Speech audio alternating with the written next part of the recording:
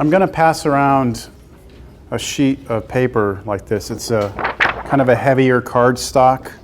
What I'd like for you to do is fold it. If you can, try and fold it into 3 sections like this. Doesn't have to be perfect. Okay? You get the idea? And then what you're going to do, so I'm going to pass around some markers. You're going to write your name on it.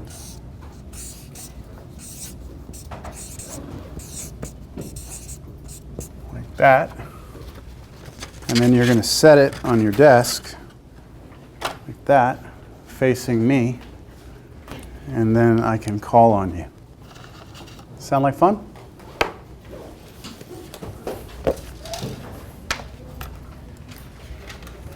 had to do this for my Spanish class. You did? Yeah, only we got to decorate. Oh, well, you can draw a little smiley face or something on there. You'll share that marker, please. So we did a letter slide instead. There's a marker. So we're doing a fun activity, an art project here to start class. There's a marker.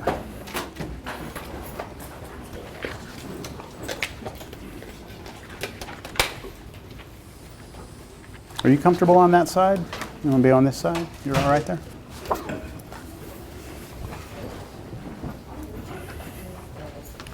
Here, you can use that marker.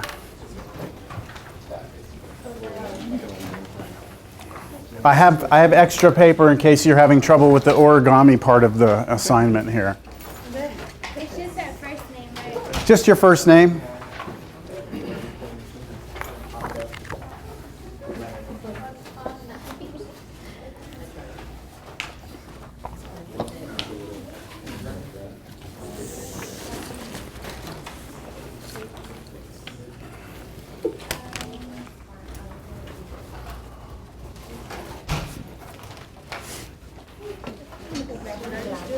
You're fine.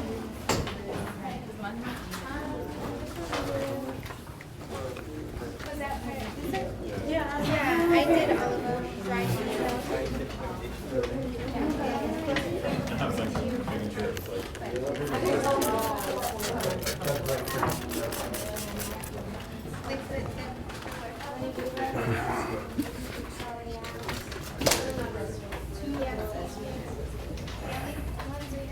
What I did was but all the other ones, it's just like, if you like wrote what he says, like,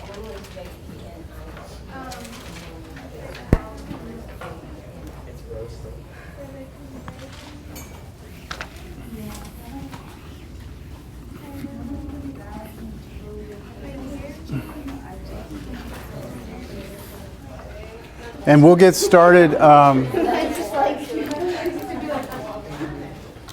Any questions on the homework? Okay, go ahead, Jennifer. Jen? What is it? Number 12 on the proportions. On proportions from the homework, number 12. 95 male students, something like that? Okay, you know what, before I actually begin, let me just remind you that exam 1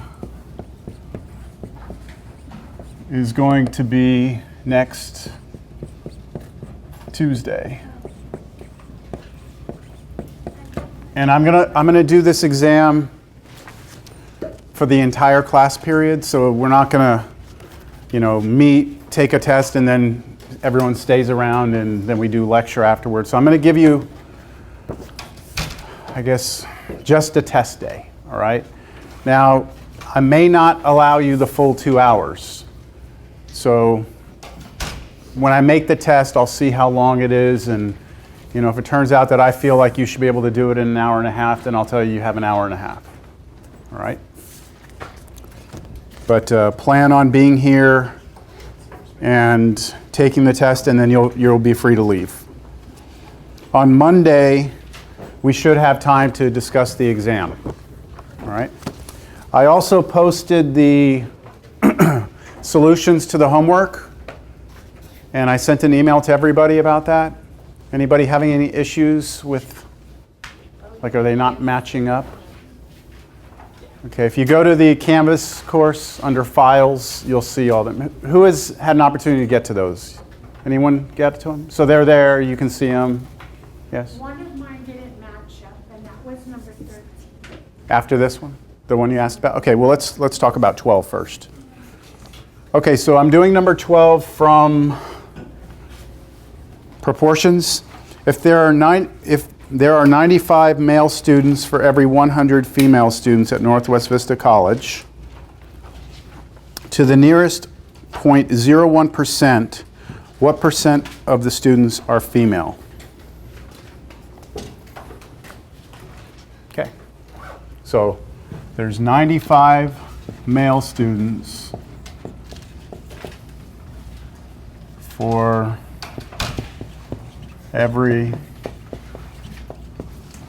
100 female. Is that how you interpret that? I like pictures, okay? I'm a picture. They're not great pictures. These are the males. There's 95 of them. These are the females. There's 100, right?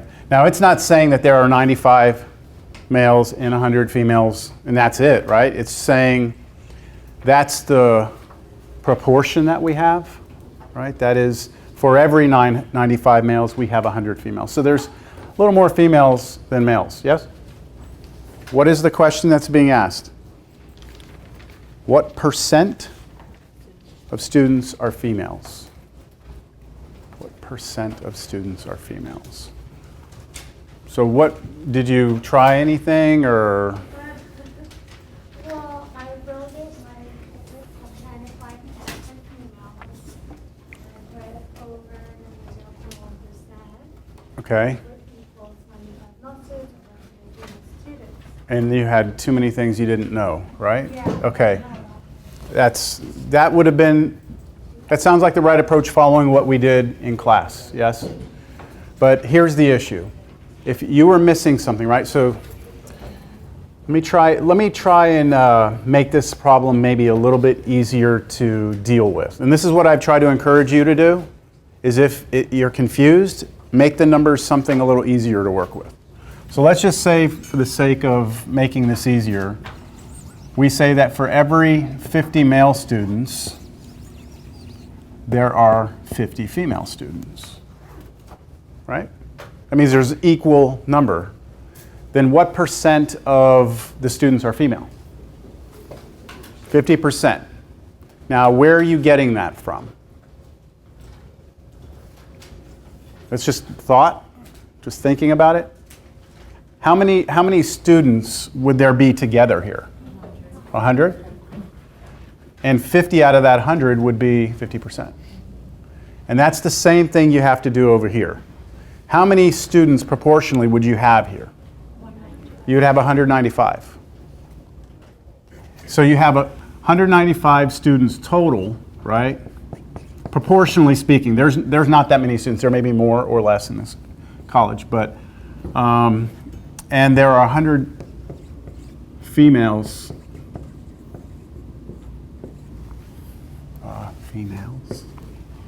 Right? Over the total. Now that could be different, right? You could double these numbers or multiply them by a half or something like that. But that's the proportion we have. We have 100 females for every 195 students. Does that make sense? And then you just compute that. You divide 100 by 195. So 100 divided by 195, you should get 0.5128, something like that, right? But they ask you to round it to the nearest 0.1%. So if you convert this to a percentage, what is this? 51.28%, but they say round to the nearest tenth of a percent, which means I'm going to round this position. How do we round a position? we look to the number to the right of it. If it's 5 or more, this one goes up, right? If it's less than 5, this one stays. So we should round this to be what? Approximately 51.3%. And does that match what the answer is supposed to be? Or maybe? Yeah, okay. Does it make sense? Does it make sense that if you have more females than males, then the percent of females should be bigger than 50%? Okay, what else? The dog, there was like puppies and adult dogs. Puppies and adult dogs. Animal shelter? Because I got a different answer from her. Okay, so let's see. Let me look at it. We'll go through it.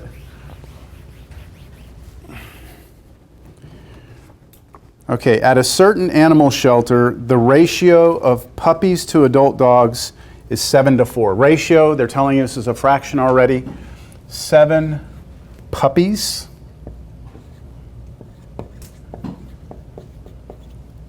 for every 4 adult dogs, all right? This week, there are a total of 55 dogs in the shelter, right? There are 55 dogs total in the shelter. How many puppies are in the shelter this week? How many adult dogs are there? Okay, so what do you think? I said that with finding how many puppies there were by doing, Okay. making the X puppies Okay, so X puppies over 50. over 55 total dogs And then must be equal to 7 over 7 puppies over, now hold on, 55 total dogs, right? You're on the right track. This is the most critical part. The 4 is going to go at the top and then the 7 at the Okay, bottom. if you put 4 up here, this is adult Okay. dogs, right? This is total dogs. So you add the puppies and the adults to get the total. That's the key, right? The key to the problem is how many total dogs would you have here? 11, right? So you should have, wait, yeah, 11. Okay. 11 dogs, right? You should have 7 puppies per 11 dogs. So X puppies per 55 dogs. This ratio must stay equivalent. Understand that? So these problems are a little more than, they push a little bit further than what we did in class, which is the whole point of homework.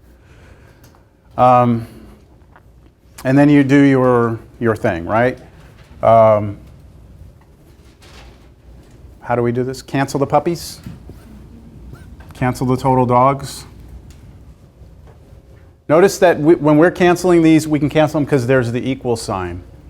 When we're doing conversions, remember that we multiply and we want the top and bottom to cancel. Do not confuse the two. These are two different concepts. So I'm solving for x. I'm going to take x, and I'm just going to get rid of the 55 here by multiplying both sides by 55. So 7 over 11 times 55. And what is it? 35. All of it together? 35. Puppies? So you should have 35 puppies, and since there's 55, you should have 20 adults.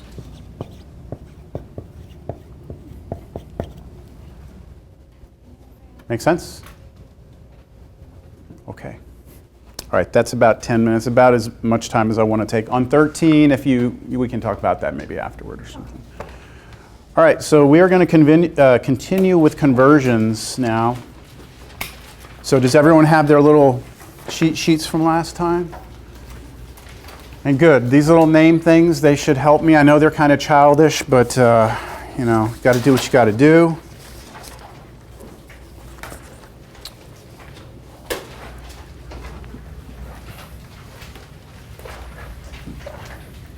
So we're going to continue. So I'm just going to start with the problem here.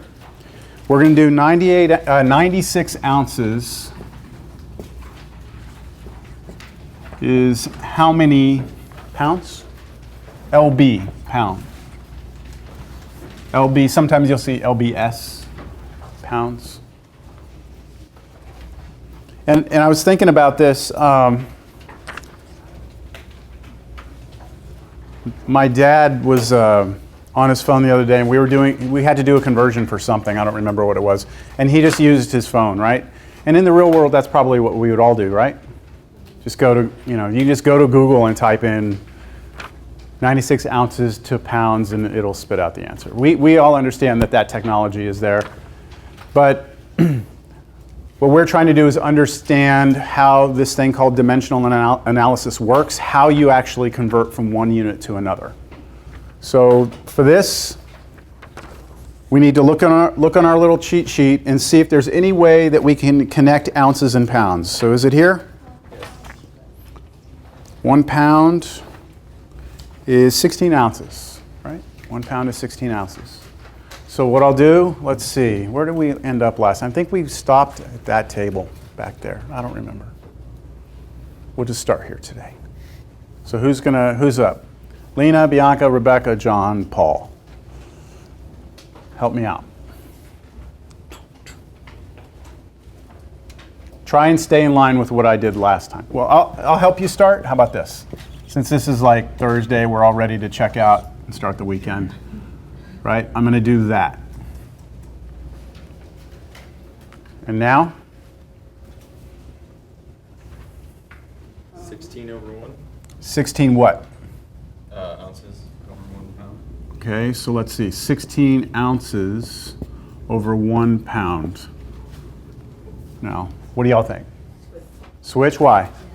The other way? Why? Because the units need to cancel, right? So you're on the right track as far as the correct conversion, but because we want the units to cancel, we're going to put what we want to get to up here, pounds, what we want to cancel, which are the ounces, and then we put the actual conversion like that.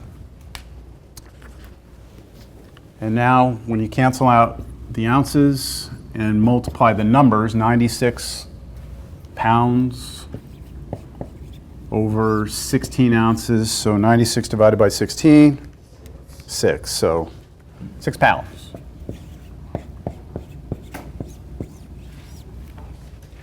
All right, that was just a warm-up, all right? Let's try. Did you all understand the square feet and all that stuff, the last problem that you did on your own? Were you all pretty comfortable with that? Or, let's do one more of these. 0.5 square feet to square inches.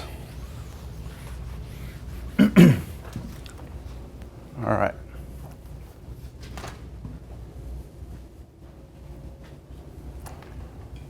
We should do like a table name, right? Like y'all should all come up. Y'all think of it. Maybe we'll do it next time. Each table can come up with like a team name. Doesn't that sound like fun? Sure. And then you can put a little thing on there, and I can call on the team instead of on individuals. Like I said, we got to throw anything in here that can make this not math, right? All right. So let's go with Sean, Nautica, Daniela. Daniela. What should I write down first here? 0.5 Okay. squared. 0.5 feet squared over 1. Good. Equals or times? 12 inches. Okay, so you already looked and saw 12 inches is 1 foot, right? So we've got that off the table. So which goes where here? 12 inches at the 12 inches squared on top. 12 inches squared on top? Over 1 foot. Is it 12 inches squared? Oh, it's not. It's just 12 inches is 1 foot, right? Because you have to do it twice. Yeah, and that's the key to this, is that you're going to have to do it twice to get the feet squared to cancel. Please just recognize that feet squared here, right? This really just means feet times feet. So you have 2 of them, so you need 2 feet down here to cancel out. So you've got to do the conversion factor twice. So I multiply by this again. that. And then you can put your equals once you get all your units to cancel. So feet, feet, feet squared. And notice also, when both the feet cancel, here's where you're going to get your inches squared from. Inches, inches. So what does that turn out to be? 72 inches squared, or you can say square inches, either way.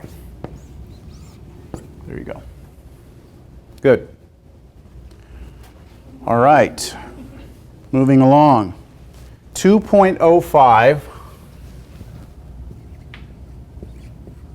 times 10 to the 5th power seconds equals how many years?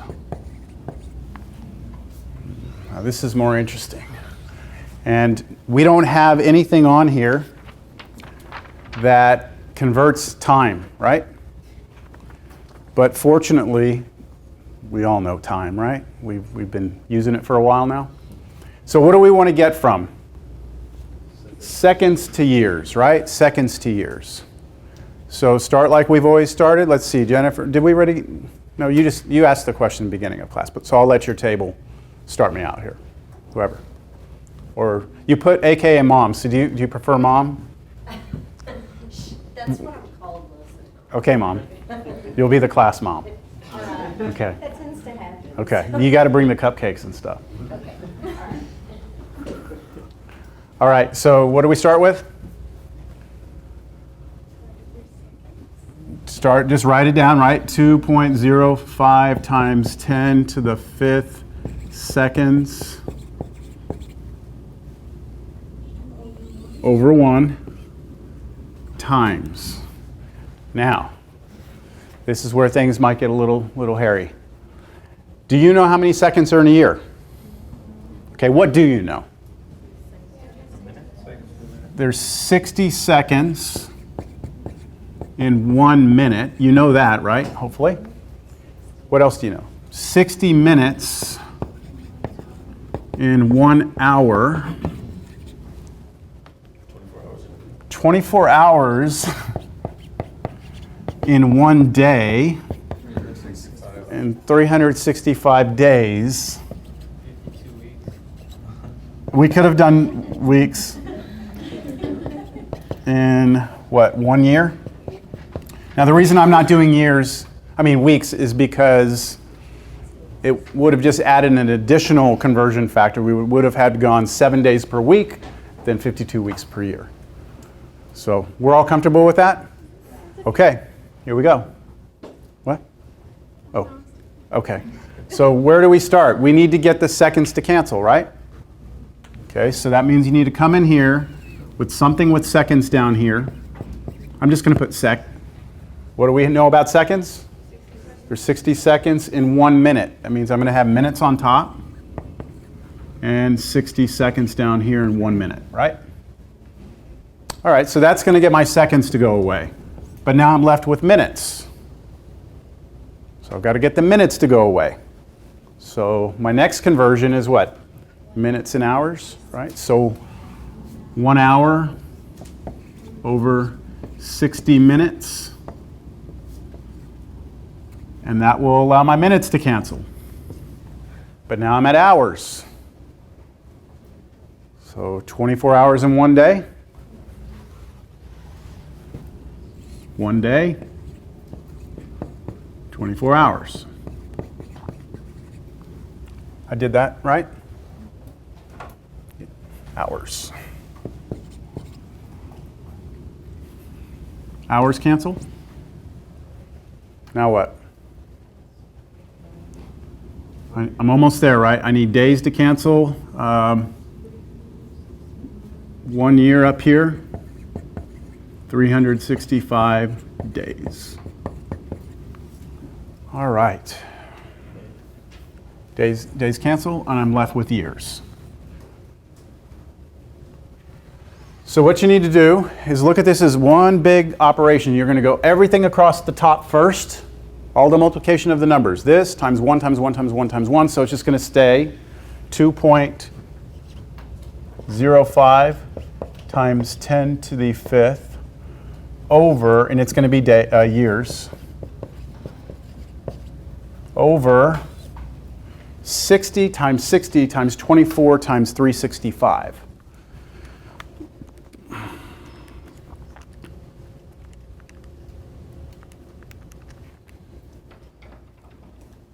Now you can write it the way it appears here, or you can write it in scientific notation. I'm going to do both. I'm getting 315,360,000. Anyone else get that? Okay, which is 31 million, something like that. Written in scientific notation,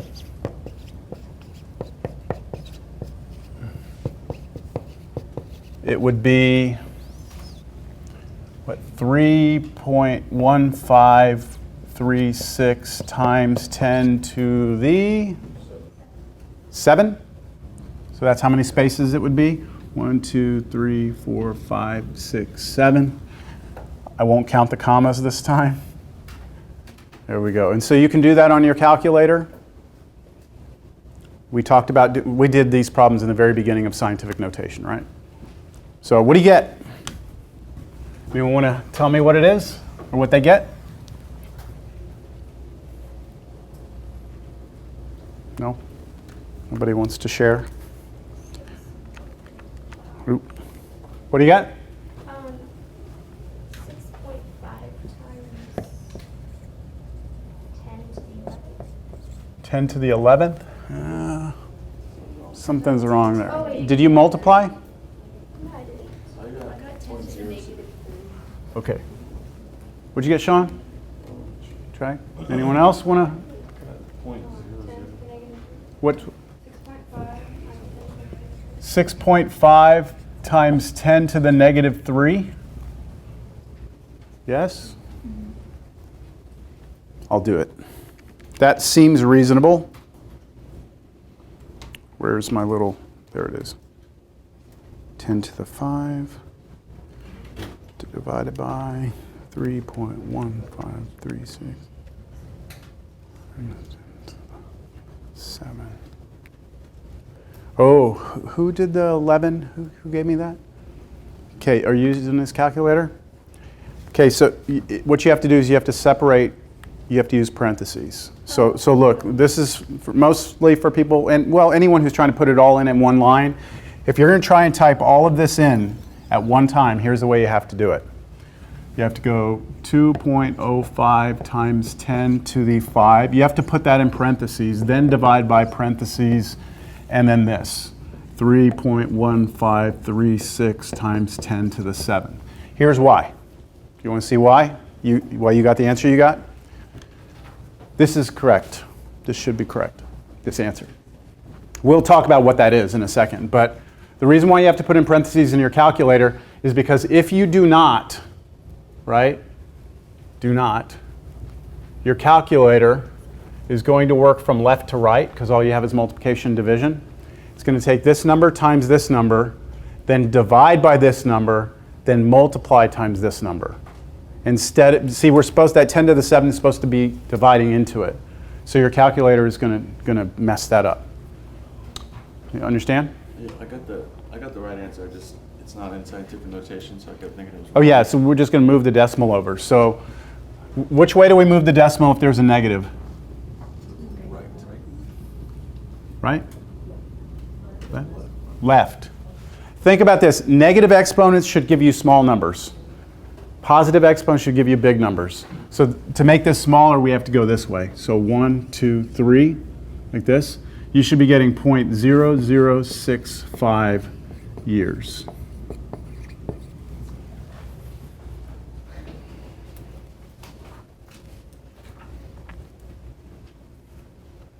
So 2.05 times 10 to the 5th seems like a long time, but it's, in terms of years, it's not much.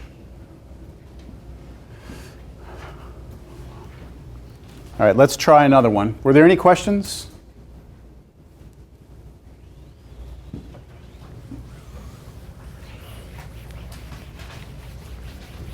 I think Google's much easier, don't you?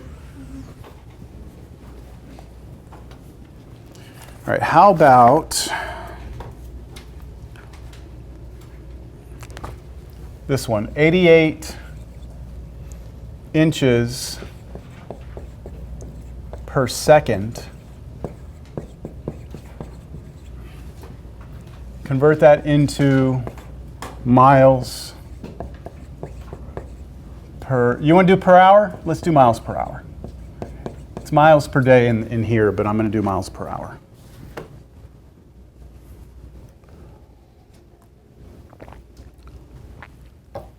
See, we always like to convert speeds into miles per hour because we all get a good idea, right? We all have a good idea of what miles per hour means, right? If I tell you that I'm about to run into that wall at 88 inches per second, do you have any idea if I'm going to hurt myself?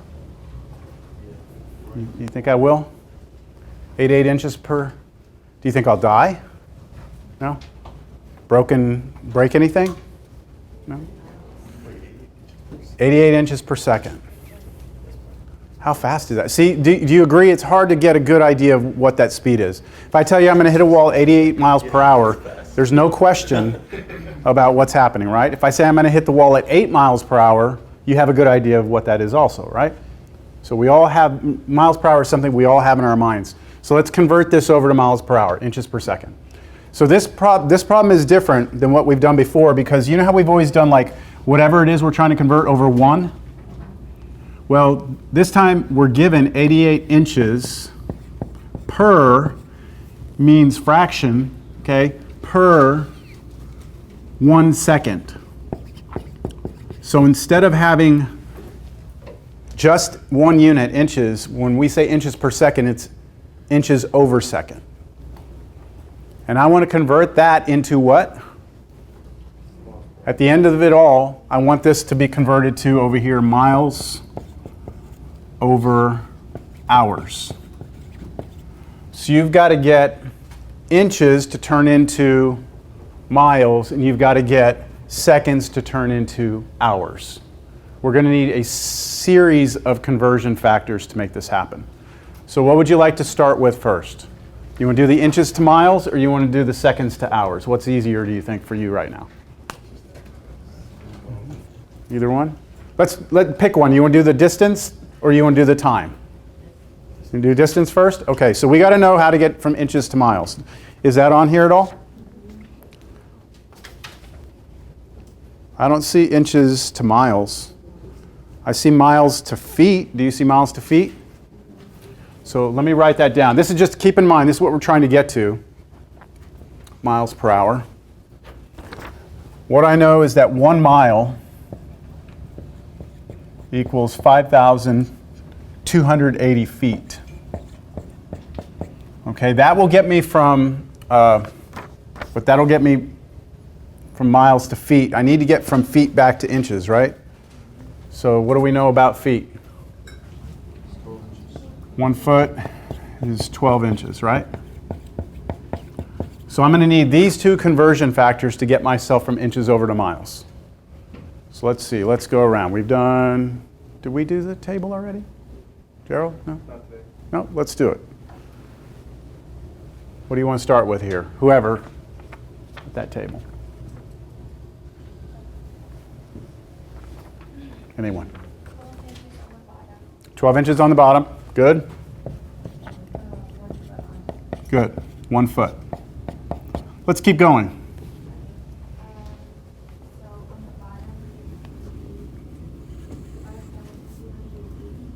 5,280 feet.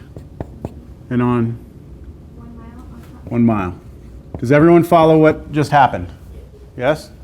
Okay, now we can start canceling the units just to give us peace of mind that we are getting things to cancel. And we've got to the mile, which is what we wanted. Now we're going to move on and take care of the time part, right?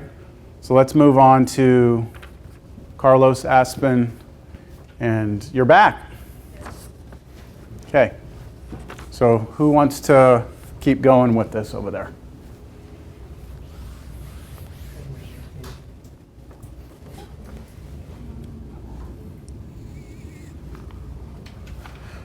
What are we working on? We're trying to get from what to what now?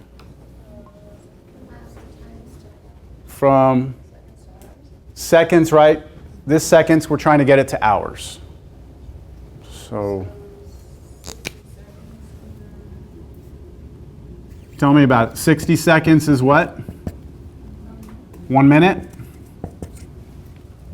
And? 60 minutes in 1 hour. It doesn't matter how you write these. You could write 1 hour, 60 minutes, just as long as you have the relationship. I think that's all we need, right? We're going to get from seconds to hours this way. So sticking with this table, Aspen, do you want to give me a fraction here? You're trying to get rid of seconds, right? So 60 seconds. Good. 60 seconds over 1 minute. Carlos? I'm going to defer to Carlos. Putting Carlos on the spot. We just got rid of the seconds. We want to get rid of minutes now. So what's the conversion that we have? Trying to get from the minutes to the hours. Minutes to hours, well, there's 60 minutes in 1 hour. Okay, so I'm going to do another fraction here. What goes on top, what goes on bottom? 60 minutes. 60 minutes over 1 hour. Yep, good. Now, if we did everything right, all the units should cancel, right? We should get minutes, minutes, seconds, seconds, the inches were gone, feet were gone. All we're left with is hours and miles. So our answer should be in miles per hour. So multiply all the numbers across the top. 88 times 1 times 1 times 60 times 60. I'm getting 316800, and I'm going to divide that by 12 times 5280. So 63360, which is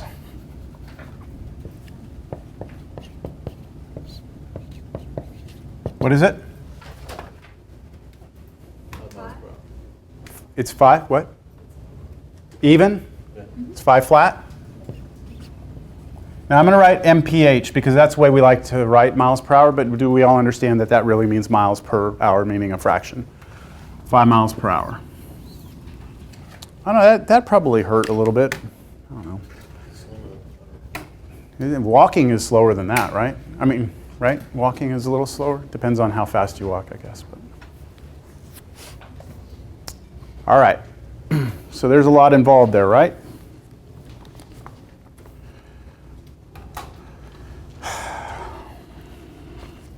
You ready to try one on your own? See if you can do this one. This one's going to be a tough one. 186,282 miles per second into meters per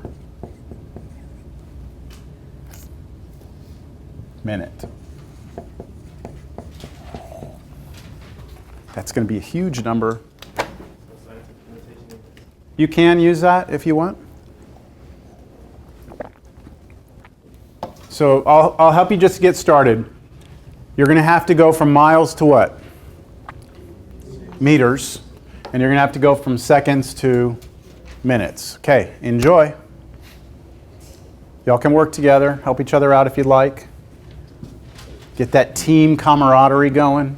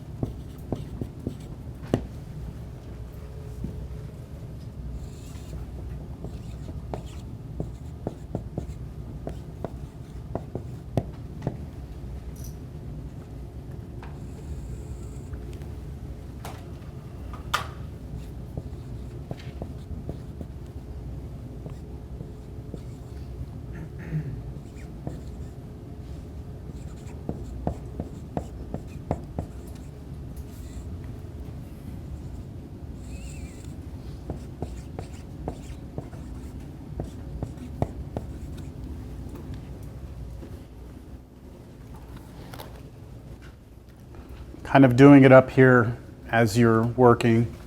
Got the conversion factors that you need, and then the work.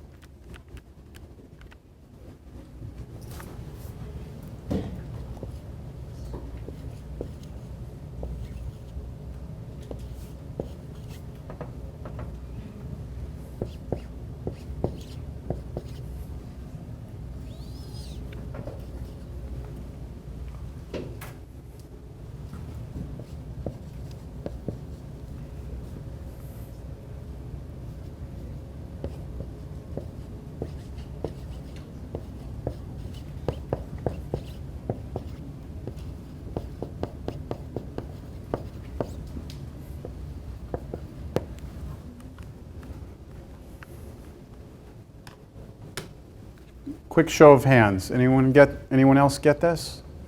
Was that a question, or you agree? Yeah, well, same. Both. Yeah. I did it a different way, got the same answer. I Okay. went from miles to feet. Miles to feet, you can do that? Yep. That's why at first I was kind of Yep. thrown off. Yep. But we got the same. Yep. And that's a good thing about conversions. You know, whichever way you go, because you went miles to feet and then feet to meters. That's fine. I went miles to kilometers. It kind of Kilometers. threw me off a little bit. Yep. Yep. That'll work. Yes. Easy question. What does the E mean? That means times 10 to the, and then that number. Okay. So do you have E10? Yes. That means times 10 to the 10. I knew someone was going to ask that. Anyone else have a calculator where it gave you like 1.79875 and then it says E10? That E tells you this, and then the 10 is this number, not this number. All right, anyone have any questions on this one? We're all okay? Sure? All right. By the way, does anyone know, this is a special speed, 186,282 miles per second. Speed of light. That's the speed of light. Just think about that. It's moving. 186,000 miles per hour would be fast, but this is per second. Every second it goes that far. And we believe, at least all of our physics is based on the idea that nothing can travel faster than that speed.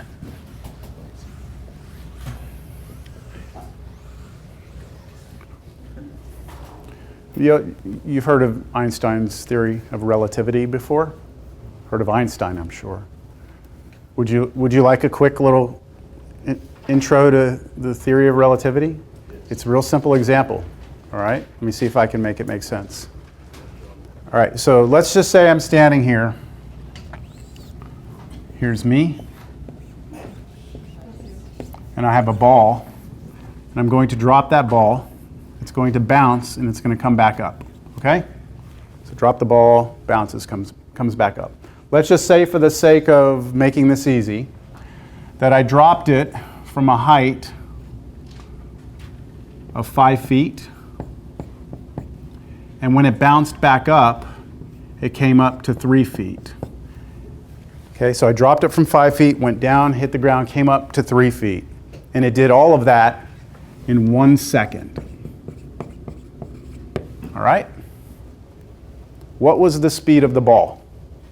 Average speed. How far did it go in 1 second? 8 feet. It went 8 feet per second. Agreed? Do we all agree? This went 8 feet in 1 second. That was the speed of the ball. Can we all agree on that? Okay. Now imagine the same scenario, except this time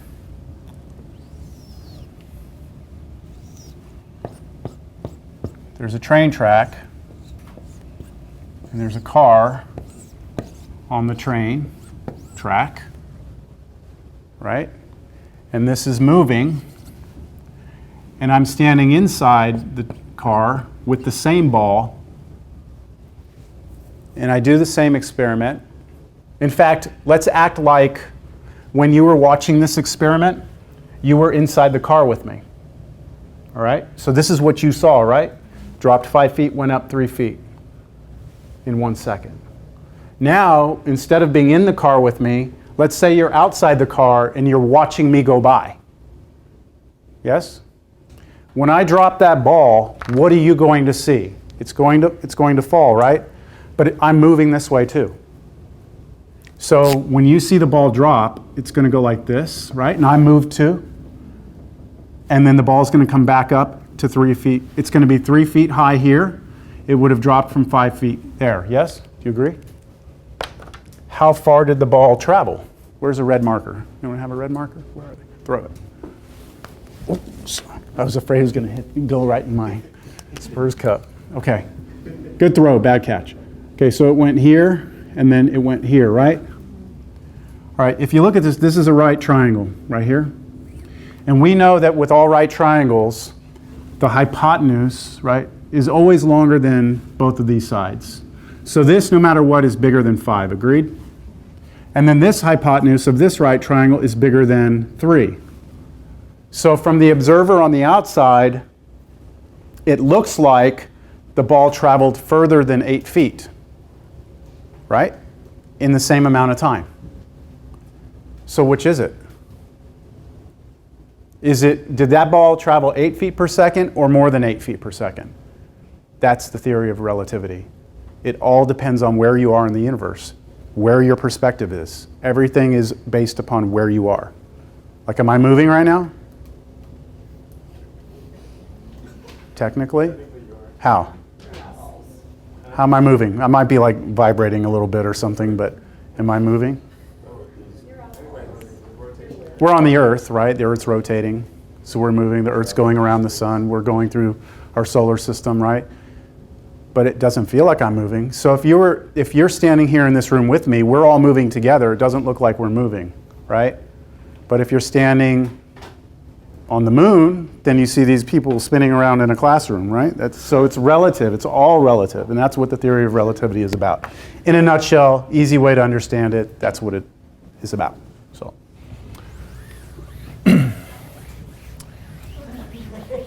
All right, let's, sorry about that.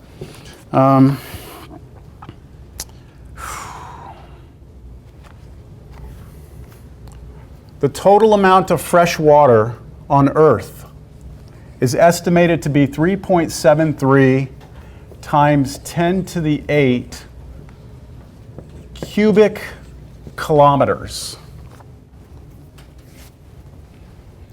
What is this in cubic meters? Cubic meters. What is this in liters?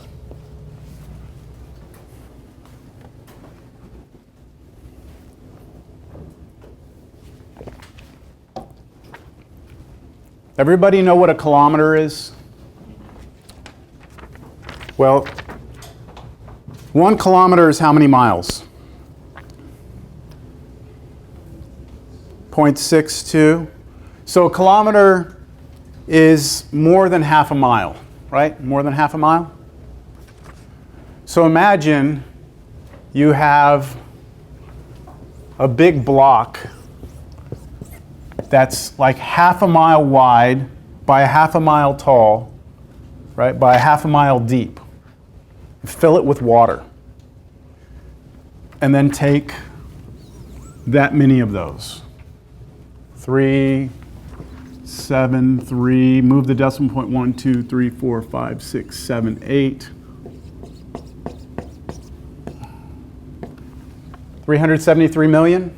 Take 373 million of those blocks, and that's how much fresh water we think we have on Earth. All right? How many liters is that? How many cubic meters is that? So let's start with the cubic meters. How are you going to go from kilometers cubed to meters cubed? What are you going to do there?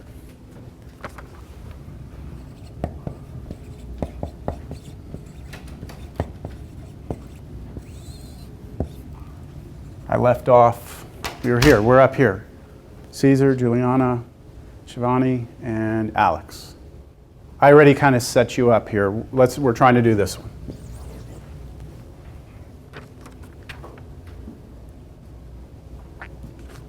Can you tell me what conversion factor you're going to use? Okay, 1 kilometer is what? 1,000 what? Meters? Is that what you said? Okay, so that's our conversion factor. Keep going. 3 of those, right? So how do I put it here? You said I need 3 of them. What goes on the bottom, what goes on the top? 1 kilometer on the bottom, 1,000 meters on the top. 1 kilometer on the bottom, 1,000 meters on the top. 1 kilometer on the bottom, 1,000 meters on the top. The number's only going to get bigger.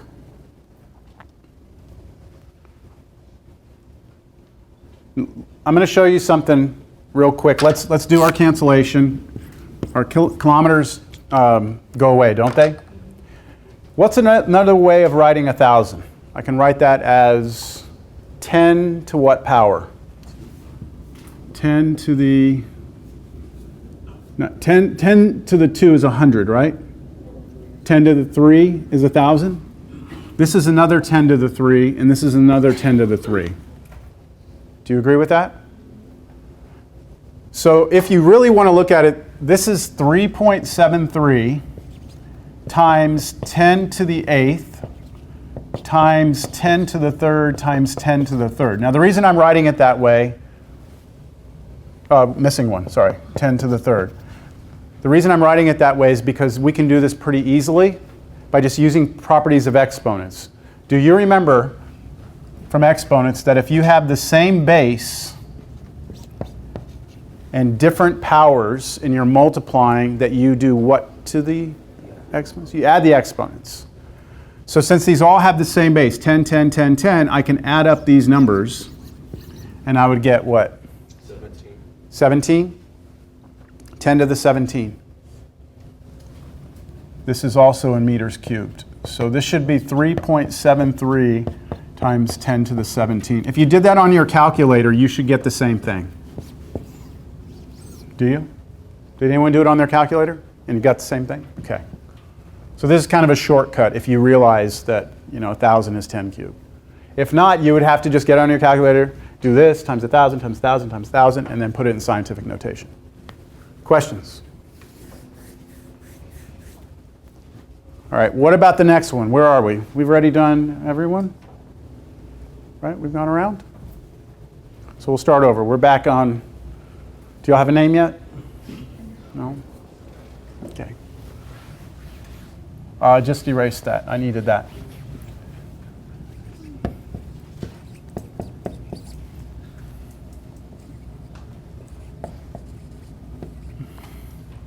I want this to liters. So John Paul, Becca, Bianca.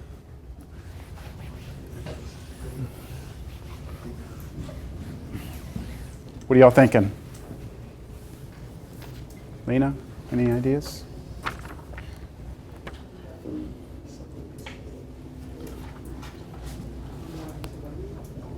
Are you all looking at it? Trying to figure out how to get from kilometers to liters? Wait a minute, hold on. This was not, was it? Hold on. Hold on a second. Yeah, kilometers to cubic meters to liters. So what are you thinking? You have to get to milliliters, and then from milliliters you can get to liters. From milliliters you can get to liters? Isn't it like 2 separate equations? Like in moving styles, Yeah, like yeah. you have to do Like your, how can you convert a liquid into liquid? yeah. I like. Yeah, Does chart work with volume? that chart also works, yes? So But our basic thing is a meter, right? Right? That's our basic. So think about this. When you pour, if I had this box, right, that I'm going to fill up, and let's say it was 1 foot by 1 foot by 1 foot, then this would be 1 cubic foot, wouldn't it be? 1 times 1 times 1, that'd be 1 cubic foot. I could pour stuff into this, right? Gallons-wise, you could measure it in gallons, how much I could pour into this. Now, if this is a meter times a meter times a meter, then I can still do it, right? If it's kilometer, kilometer, kilometer, I can still do it. There's a certain number of gallons, liters, ounces that would go into that. Somehow, we need to get from kilometers to liters. Could you do 1 milliliter equals 1 centimeter? And then do Wait, 1 milliliter is equal to what? 1 centimeter at the very bottom. Yes. Okay. Does everyone see that? 1 milliliter is 1 centimeter cubed. Do you all see that there? Okay, but then what are you going to do for milliliters? So milliliters to liters. To liters. Okay. So do y'all see it? You have to like find it on here. It's kind of a pain, but that's why I'm allowing you to have this on the test, right? So that's the correct conversion factor. What I just wrote here was just to try and convince you that you can do this. You can go from kilometers cubed to liters. It makes sense. So using the fact that 1 milliliter equals 1 centimeter cubed, and then what else did you want to go and do from here? Milliliters to liters. Is that 1 liter is 1,000 milliliters. So I'm going to be able to get from liters to milliliters and milliliters to centimeters cubed, but I'm in kilometers cubed, right? So I'm going to have to go to from centimeters to kilometers. Agreed? Centimeters to kilometers. So I'm just going to write that down. I need to go from centimeters to kilometers. You need to determine what that is, because I do not believe that's on here, right? It's not on here, but it is on here. So how do you go from, when you go from centimeters to kilometers?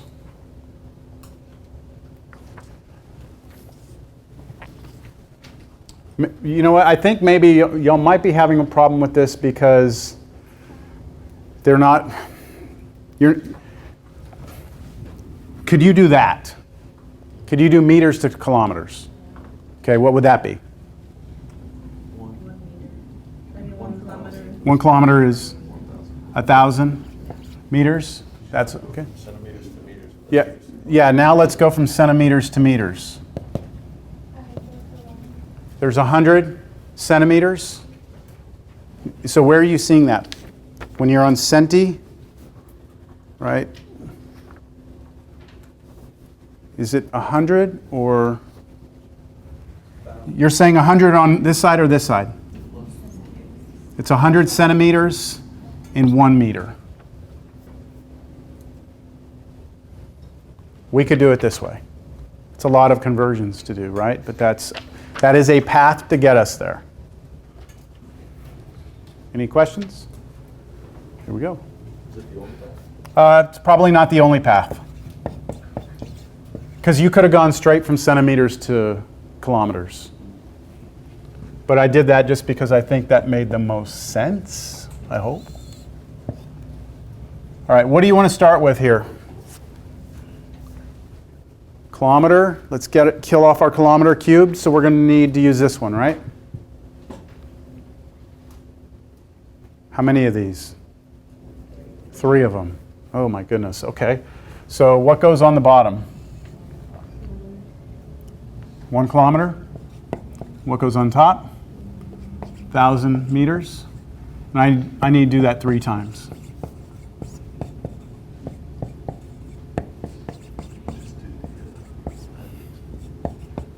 Yeah, I might just add the exponents. What will that allow me to kill off? All my kilometers. Okay. Now I'm going to go and try and get out of the meters and get to centimeters. So meters to centimeters, I'm going to do what here? 1 meter where? 100 centimeters over 1 meter. 100 centimeters over 1 meter. Whoa. And 100 centimeters over 1 meter. I have to do it 3 times because, well, it's cubed, right? I can kill off the meters. And those 3 centimeters together are centimeters cubed, aren't they? And what do I know about centimeters cubed? I erased it here, but centimeters cubed, one of them is what? 1 milliliter. So 1 ml on top. We almost there? What's last? 1,000 milliliters. So that'll be on the top or bottom here. Bottom, 1,000 milliliters is 1 liter. Okay. Centimeters cubed kills off these, and milliliter, milliliter. Whew. Can I try the shortcut on top? How about this? I have a 1,000 right here, don't I? Can I cancel one of these 1,000s with one of these 1,000s? Is that okay with you? Everything else down there is a 1 now, so I'm not real concerned about it. This is 10 to the 3. This is 10 to the 3. This is 10 to the 3. Oh, no, 2. 10 to the 2, 10 to the 2. And that's all I have there? So when I put that together with this, I get 3.73 times 10 to the 8, and then add all those up. What is it? 23? Do y'all agree with that?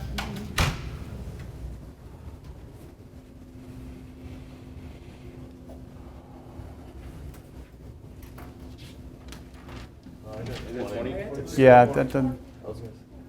Right, this is 6. You're adding exponents. 6, 6, 8, 10, 12. You're adding 12 to 8. 20. Yeah. Did you cancel this 1,000?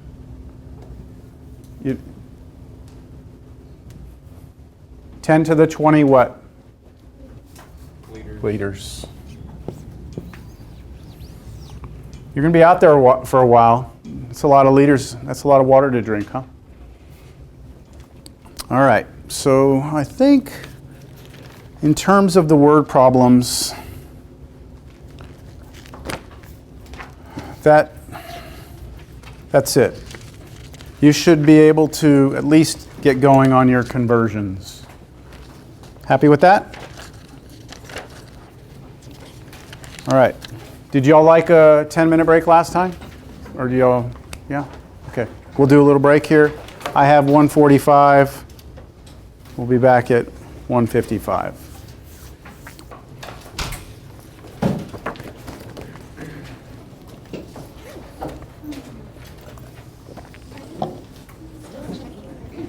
Yeah, I told everyone on these 3 tables that I was going to come by and give you a quiz grade today, right? So I'm going to do that. I'll do it right now. I'll leave that up there for now.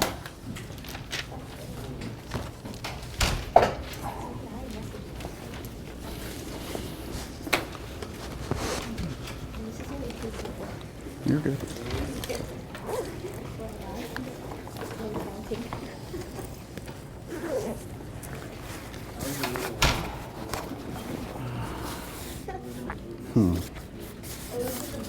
May I borrow your pen?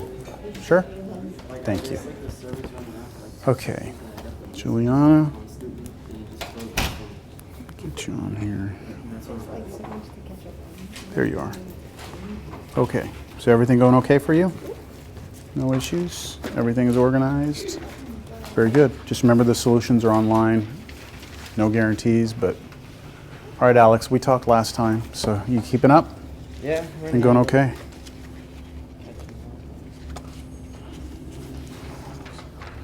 Where are you, Alex? Like all the homework from the beginning. I just want to see that you've been putting effort in on it.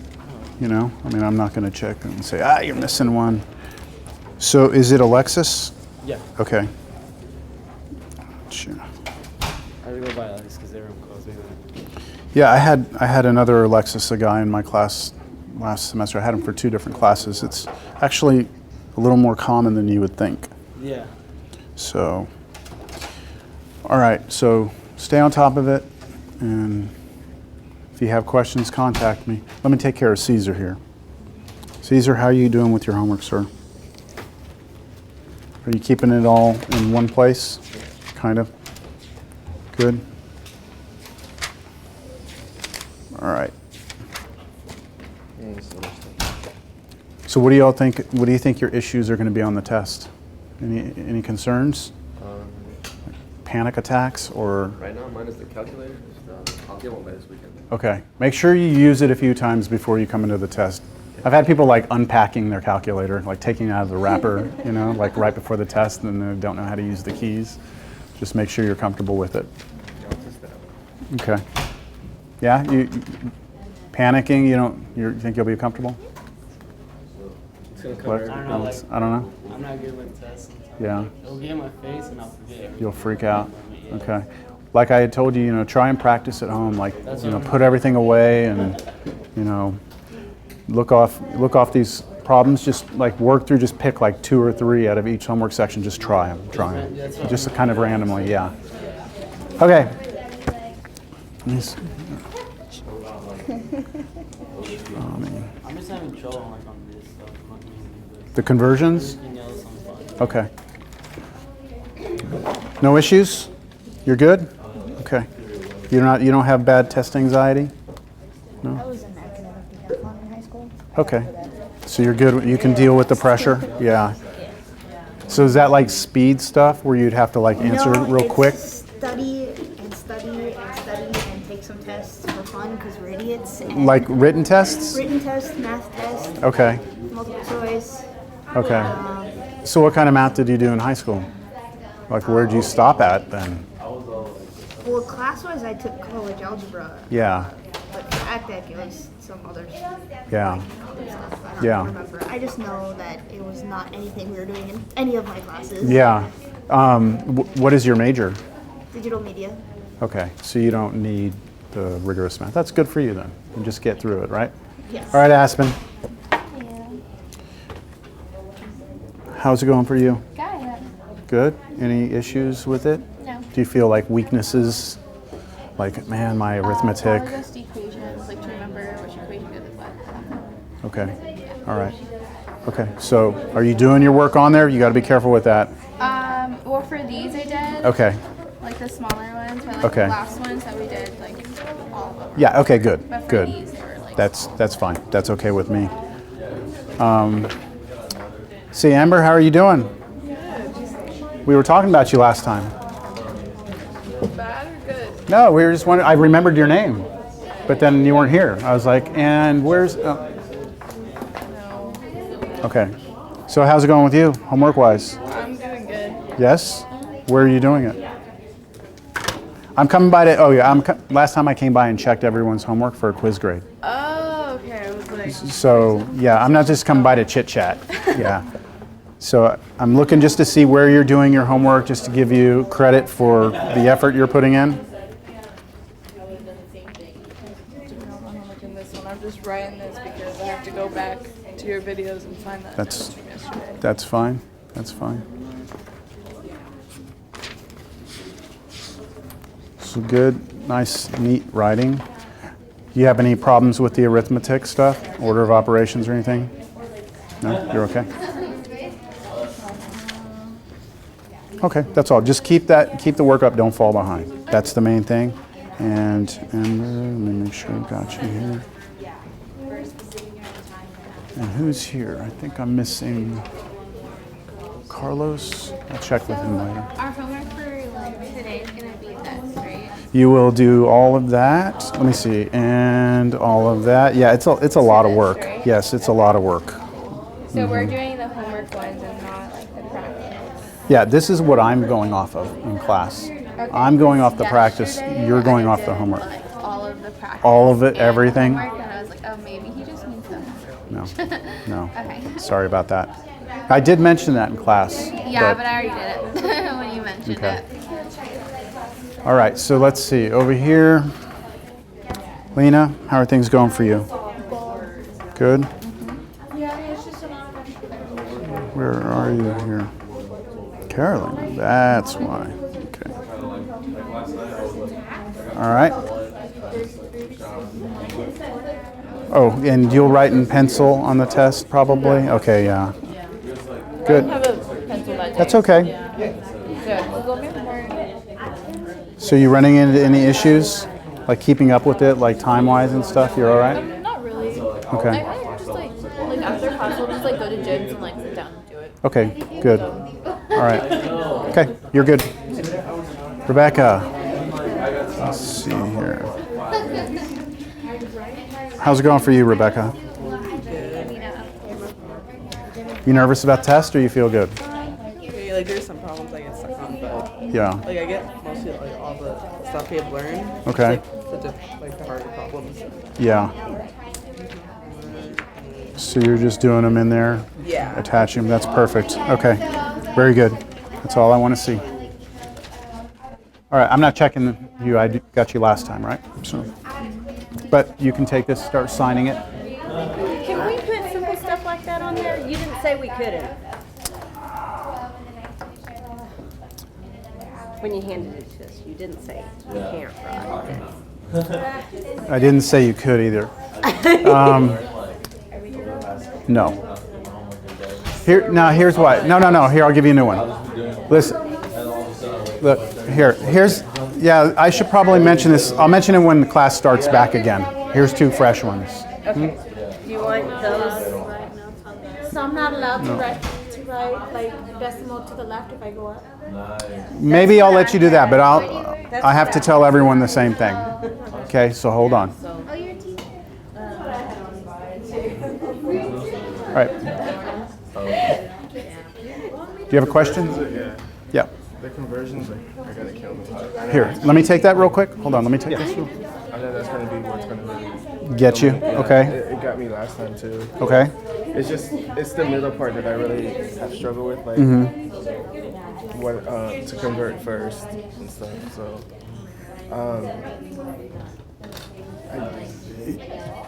I always like I was doing up there, I always like to write what the conversions I'm going to use on the side first, and then go in and fill in the fractions, instead of trying to do it all at one time. will it always be like? It always be over. Or will it be flipped? Like, will it always be like one You over? want this to go away, right? So the meters has to be down here. Okay. That's the whole idea, is that if this was down here, you'd want the 1,000 on top and the 1 km on the bottom. Okay. So it's the position of where you start with the original problem that dictates everything after that. Okay. Yeah? So if the meters was down here, then I would put everything. You would flip that 1,000 on top, meters, and put the 1 kilometer on the bottom. Okay. Yeah. Okay, I think it's time.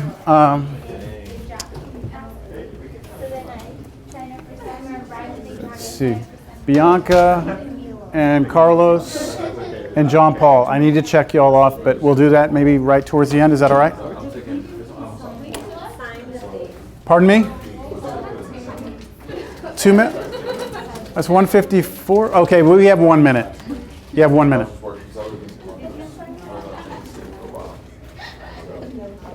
Get that last little thing in there. What do y'all think of this Pokemon Go thing? Does anybody like it? I don't know. I think it's pretty fun. Does anyone like it? You like it? Oh God, I was like, So, shit, man, I start talking about Pokemon Go, and look at this. Everyone's like ready to, we're all having fun now.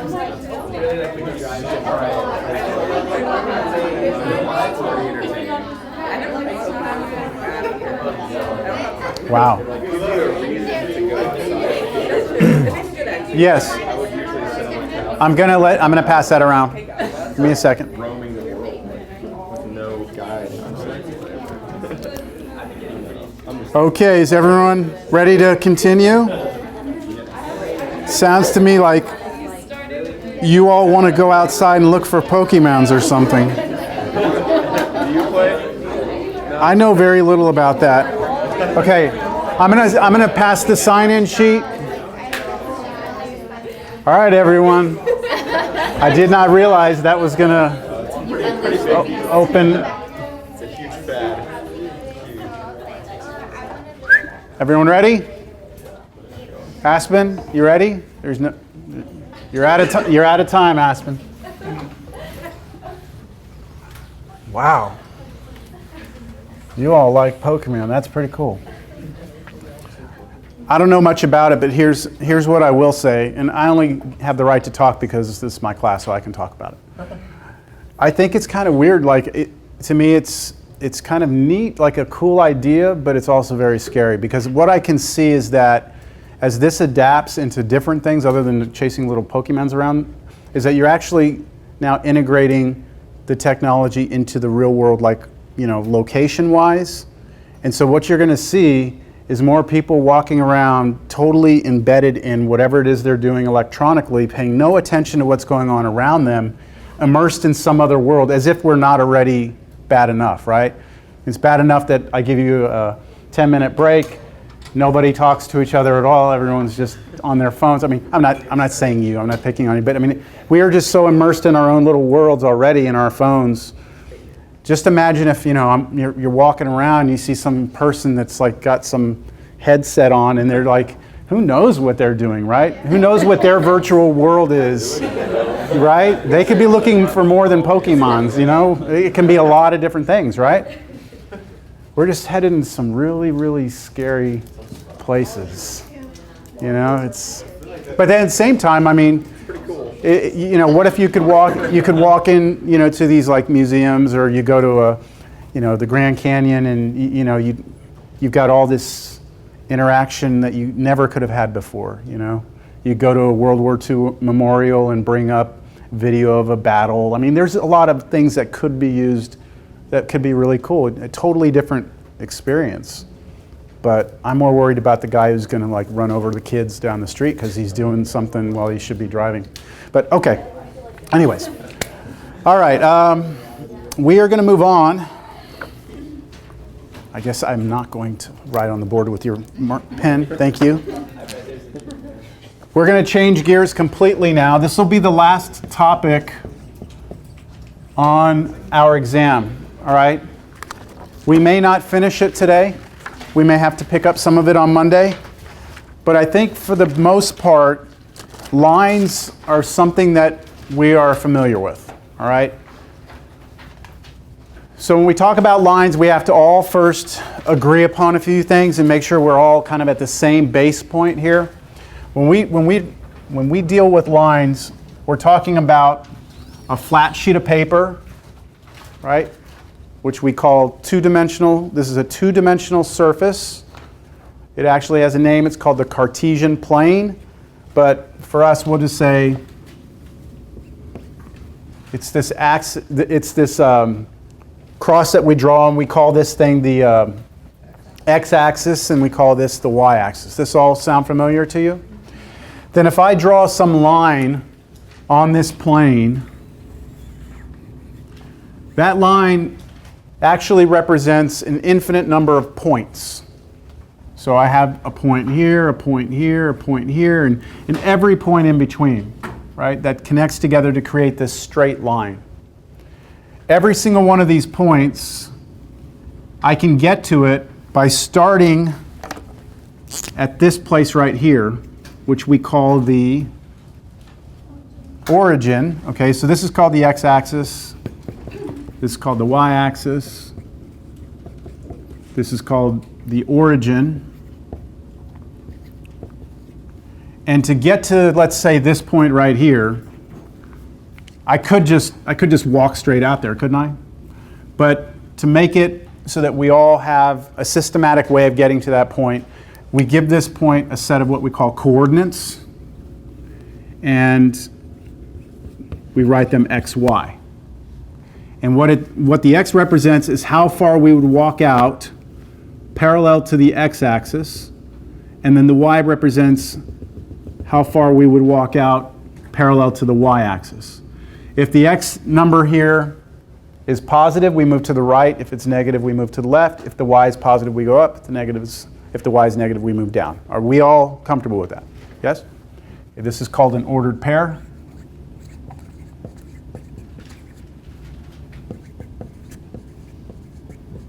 It's a pair of numbers, right? It's a pair of numbers. And the order matters, right? If I write 2, 3, that's different than 3, 2. So order matters, so we call it an ordered pair. All right, that's the basic layout of a line on a sheet of paper. Now, because lines are straight, if somebody gives us 2 points on a line, then there is a way to get from one point to the other. Do you agree with that? I can go up a certain amount and over a certain amount to get to that point. Or I could have gone over and up to get to that point. So I'm talking about going from one point to another, not the origin to the point, but from one point to another. And for lines, that's always going to be the same up and over for any 2 points. Same ratio. So if I want to go from, let's say, this point to this point, how much I go up by and over by is not the same amount, okay? But it's proportional to it. So if to go from here to here, I went, let's say, up 2 and over 2, then if I take that ratio, 2, if I take this divided by this, 2 over 2, would be 1. Then whatever I go up by and over here, if you divide, you should also get 1. So they are proportional. And because that's always the same on all lines, we have a very special number for that proportion, which we call the slope of the line. So the slope is just some representation of the pitch of the line. That all still sound familiar to you? Okay, so the slope,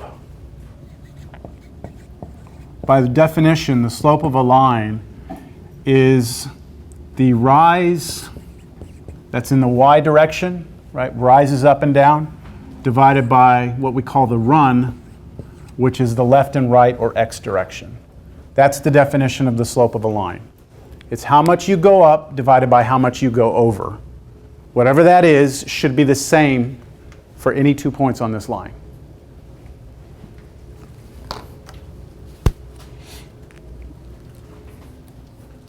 Now I'm going to erase this and draw kind of another blank slate here. So if we have our xy axes and somebody gives me 2 points, then there is only one line through those 2 points, right? If somebody gives me 1 point, there's an infinite number of lines that goes through that point. Somebody gives me 2 points, we've locked it in. There's only one line, right? So you have to have 2 points to define a line. And because you need 2 points, we should be able to get the slope if we know just 2 points. And there's a formula for it, so that's what I'm about to give us. Let's first label these. This can be any point. So I could call it xy, right? I could call it AB. I could call it anything I want. I'm going to call this one, let's call this one down here x1, y1, and this one x2, y2. We use a little subscript. We're saying, you know, this is the x-coordinate of the first point, the y-coordinate of the first point. This is the x-coordinate of the second point, the y-coordinate of the second point. Then if you have this, the slope is defined to be the rise over run, which we actually use a letter for. Does anyone know the letter that represents the slope of a line? M. M. We use that. That's just standard protocol. Anytime we're working with lines, when someone says M, they're talking about this ratio. And for us, it will be y2 minus y1 over x2 minus x1. That's the formula for the slope. And that reminds me, I was asked about the test on Tuesday, whether or not you're allowed to write anything else down on these, like your own little helpful hints or whatever it is. And the answer is no, all right? And the reason is because everybody needs to have a fair chance at the test, and you know, I don't want someone to have something that someone else doesn't have. We should all have an equal shot at this, if that makes sense. Yeah? I know you don't like that, but you would hate to take a test and then find out that the person next to you had, you know, had put all this stuff on that sheet. Because of course, if you would have known that, you would have done that too, right? So I'm making it clear that whatever I hand out to you, you're not allowed to edit or alter in any way. Now what I may do, and we'll talk about this for sure on Monday, is I have let people use a cheat sheet before, where you create your own kind of formula sheet, where you can write things down. You can write steps and hints and reminders. You can't work any problems out. That sounding good? But, because there's always a but, right? But using that is an automatic 5-point penalty on the test. So the highest grade you can get is a 95. That's the type of thing I'm willing to do. If you don't use one, then you can get a perfect score. And you know, for some people, they're like, look, I'll take the 5-point hit just to have that security of something. So that'll be up to you, and we'll talk about that more on Monday. Okay, so that's it. That's the definition. So all you're going to do is you're going to take the number here and subtract this number, then divide it by this number minus this number. So let's find a slope. Here's an example. Find the slope of the line through 2 points. Here they are. 2/3, 5/6, and 5/3, -7/6. I'm just kind of throwing you right into the fire. I'm giving you fractions to start.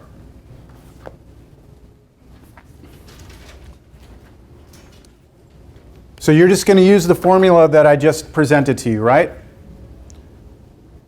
But if you're going to use the formula I just presented, you need to determine which of these is the x1, y1, which one of them is the x2, y2.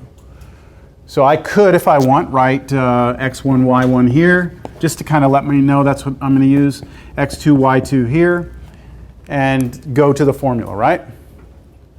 But then someone else might want to be a rebel here, right, and be like, you know what, I'm going to call this x2, y2, and this one x1, y1, just because I, don't like to follow the herd. And so is it going to matter? Does it matter with slope? Does it matter if I choose this one as my first point, that one as my second, or the other way around? It doesn't matter. We will get the same slope either way. That's good news, right? That you don't have to do it a certain way. So let's try it. Let's use the blue ones, all right? Let's see what we would get. The slope would be equal to, and now I'm just going to use these name things to just call people out. That's fun, right? Mom, I'll let you start. You shouldn't have put mom. It's too easy. All right, all right, Mom. So I'm going to set this up, right? Just tell me what I'm going to write on the top and the bottom here. -7/6, Take away 5/6. Good. And you keep going.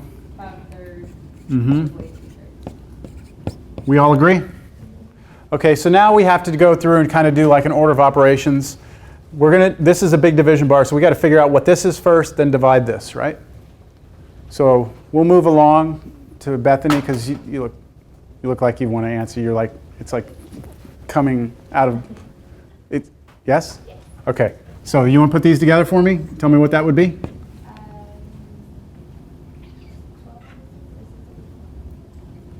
6 on the bottom, 12 on the top. Okay, 6 on the bottom and what on the top? 12. 12? Close? Negative, good. So you're doing -7, take away 5, -12 over 6. And then on the bottom, I'll move on to Caesar. What's up? What's this? 3/3. Those actually clean up, don't they? I mean, I can actually simplify those now. So this becomes -2 over 1, which is just -2. So our slope's -2. But John Paul did the red one because he doesn't like to follow everyone. He wants to be different. Right, John Paul? Sure. Okay, so when John Paul does his, he does 5/6 -7/6. minus -7/6. So we've got to be careful there with the minus negative, right? Over 5/3 minus. other one. We're doing. Sorry. That's right. Sorry, it threw me there. No, I know. 2/3 minus 5/3. 2/3 minus 5/3. Right, so that's what John Paul does. And everyone's like, he's going to get it wrong. But he shouldn't. So what happens there when you do 5 take away a negative is the same as addition, right? Subtracting a negative, 2 negatives make it a positive, so you get 5 plus 7 is 12 over 6, and then 2 take away 5, -3/3. The top is a what? 2. The bottom is -1. And didn't we talk about this earlier? That the negative, it doesn't matter if it's on the top or the bottom. So I can move it to the top, -2 over 1, and then that's exactly this. So we're in good shape, either way. Questions?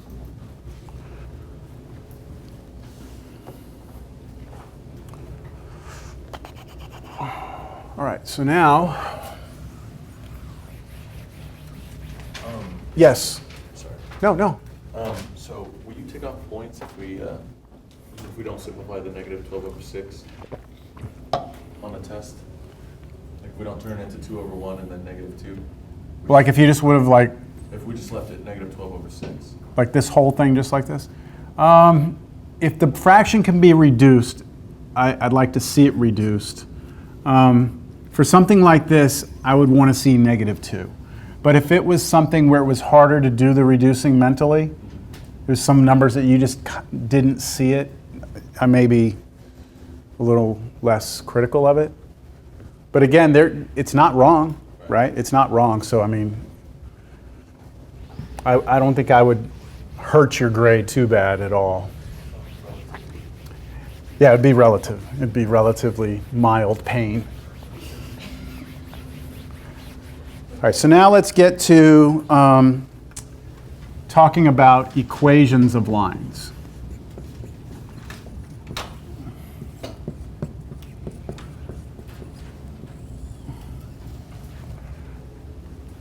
So I told you just a second ago that a line represents an infinite number of points, right?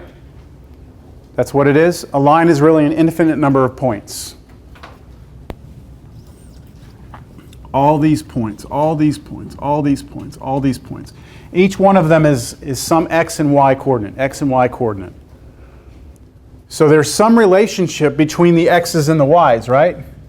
There's some sort of connection.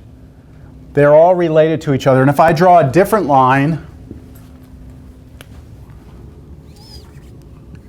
all the points that live on this line have a relationship also to each other, but it's different than the relationship on the blue line. And the easiest way to show what that relationship is with an equation. We actually just explicitly write out what the relationship is. So here's one way I could write it. How about if I say, I want you to draw a line where all these x's and y's, every single one of them, all of them, have this relationship, that y is always double the x. Y is always twice the value of the x. Then let's try and draw this line. This is the equation of the line I've just given you. This is the relationship. So give me some points that would live on that line. Give me an x and a y that would satisfy this equation. And think of it as an ordered pair. Give me some x value, some y value that would still make this equation true. Say it again? I heard a bunch of different things. I heard 2 and 1, that's all I heard. 2 and 1? So if I put 2 for x, I'm going to get 1 for y? No, 2. If you do 2 and x, you do 4 for y. Okay, so if I put 1 for x, I should get 2 for y. So if I plug in 1 for x, then that means the y would have to be 2. What if I plugged in 2 for x? What would the y have to be? 4.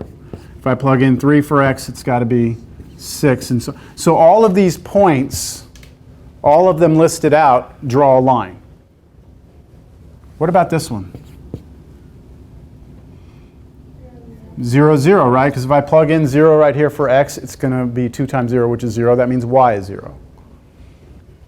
Now if I start drawing these, here's 0, 0. 1, 2 means to the right 1, up 2. 2, 4 means 2, and then up 4. So out 2, up 4. We all good? And if I connect them together, I missed one. Then I have a straight line.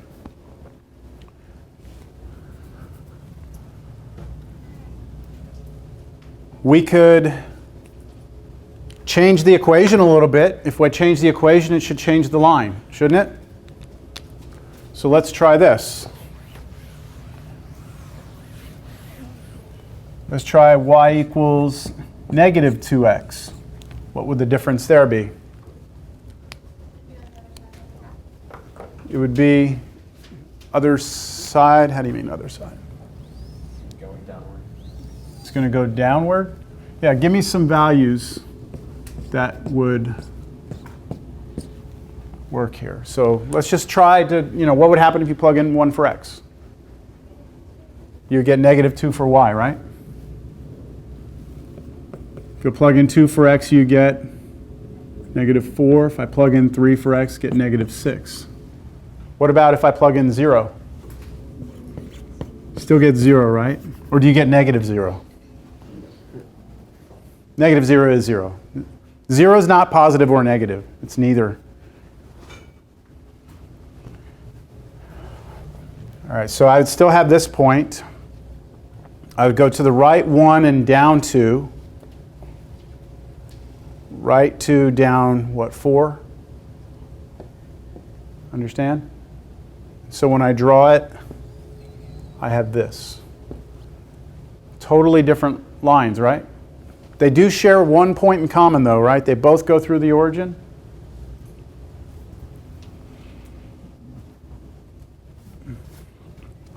What would happen if, and I don't want to go through and go into a lot of detail on this one, but what if I change this to y equals 3x?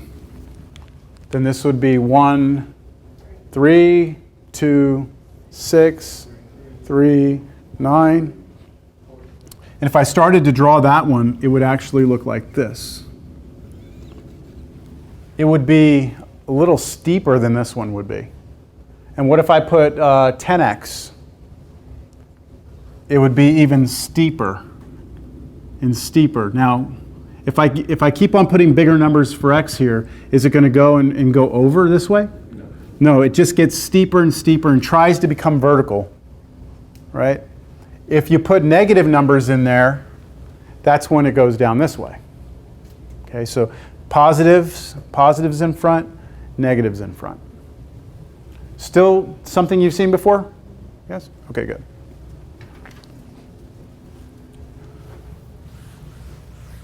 One more. Let's draw one more and then we'll get to the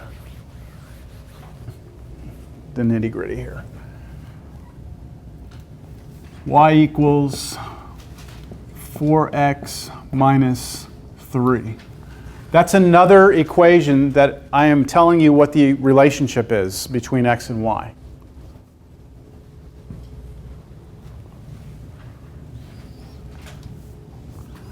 So could you start giving me some points here?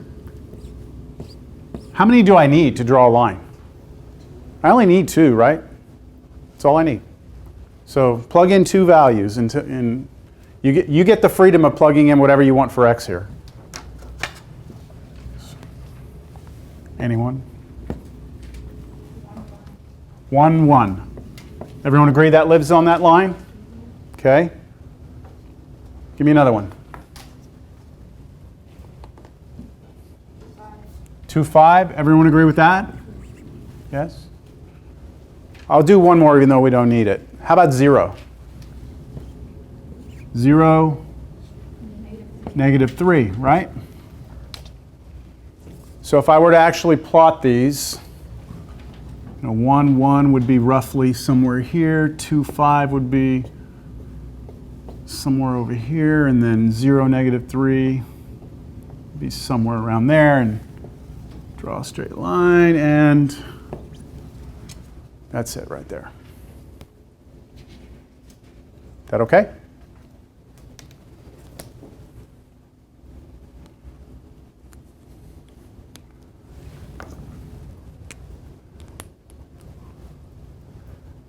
What would happen if I change this number to a 7? Would the line become steeper or flatten out? It should become steeper. What point, though, on this, what point would stay the same? 0, 0, -3, right? So think about this. This is important. If I plug 0 in here for x, it kills this off completely, and I'm going to get -3. And that 4 and the 7 didn't have any impact on that, did it? So if I change this to -10, that point's still going to be there, right? If I change that to 1/2, a fraction, that's still going to be a point. Now, so think of it. It would be all the points that go through that, all the lines that go through that point, right? So this number out here by itself is an important number in the equation of a line. It actually tells you where you're always going to be on this y-axis. And that's why this number is always the y-intercept is what we call it. And this number right here dictates the pitch of the line, which we call the slope. And with that idea, we can introduce what's called the slope-intercept form of a line. The slope-intercept form of a line.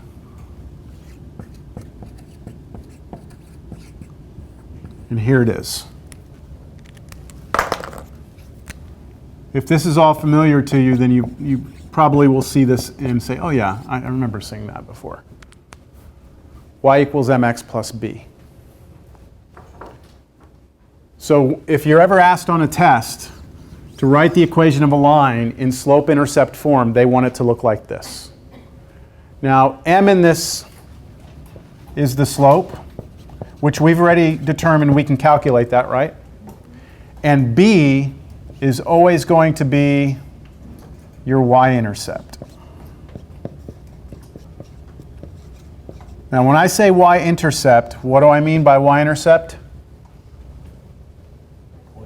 It's where the line will cross through the y-axis. That number will always tell me where my line's going to go through the y-axis. Now, do you remember the first problem I did? What was the y-intercept of this one? What was the y-intercept? 0, right? Because remember it went through the origin? Do you remember that? And that means it goes through a y value of 0. And you can see here it's hiding from you, but there's a plus 0 there, isn't there? So anytime there's not a number next to the x term, then you know your line's going to go through the origin. All right, so that's your slope-intercept of a line. let me give you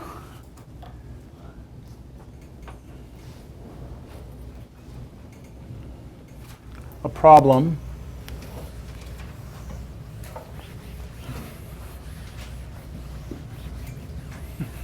So this is an example here. Find the slope intercept. I'm just going to write slope int form of this line.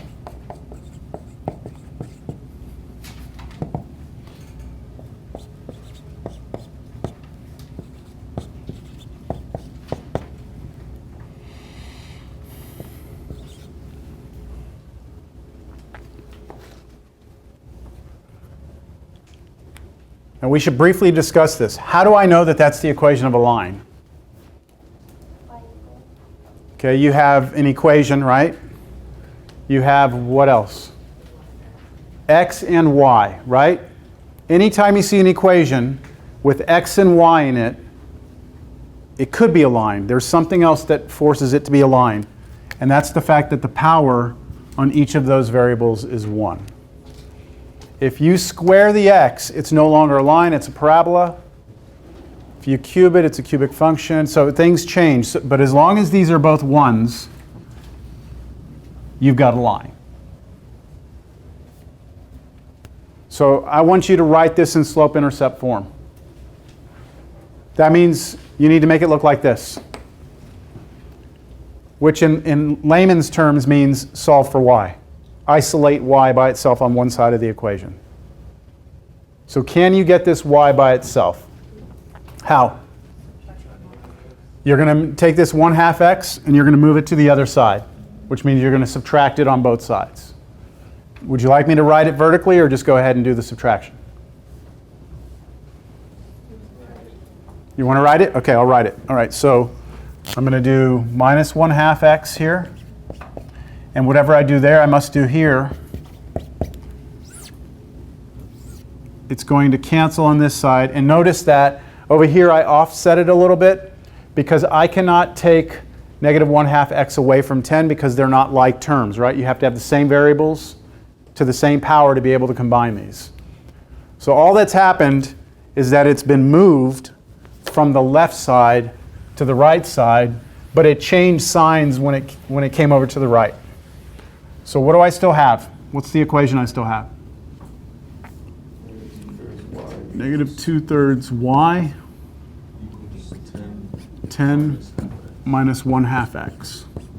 Okay, good. Have you solved for y?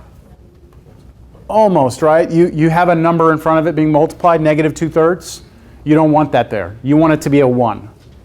So how do you turn negative 2/3 into 1?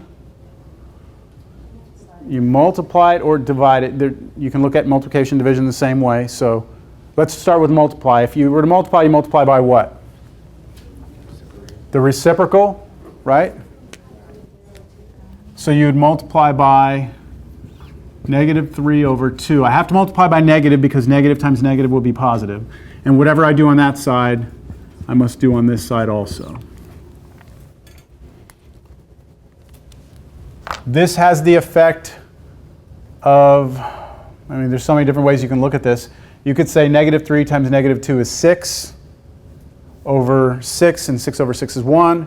Or you could cancel out the 3's, cancel out the 2's, and do negative 1 times negative 1. Either way, I mean, there's various approaches. This should all turn into a 1, which is what we wanted. So y equals, and then on this side, what did I not put here intentionally to see if you were going to mess up? What do I need? How many terms do I have here?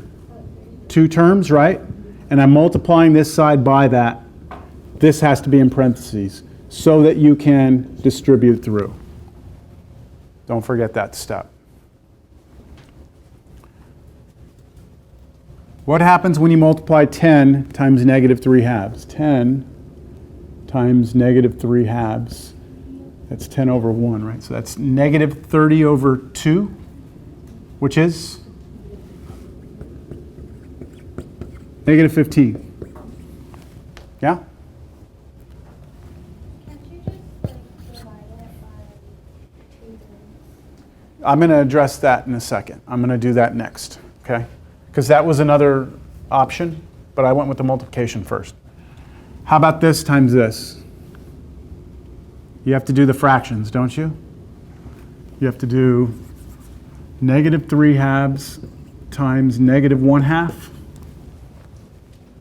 And then the x is just going to come along for the ride. So what is it? 3/4, positive or negative? Positive. I have solved for y, right? Is this in slope-intercept form? Does it look like y equals mx plus b? Yeah, but we could probably rearrange it, couldn't we? And write it like this. Y equals mx plus b. What's b here? Yes, what is it? What's the value of b? -15. What's the slope here? 3/4. That's your y-intercept. That's the slope of the line. Be careful on slope. The slope is the number in front of x. You do not put you do not put 3/4 x. It's just 3/4. Okay, so one other option, we're done, but one other option was when we were at this point.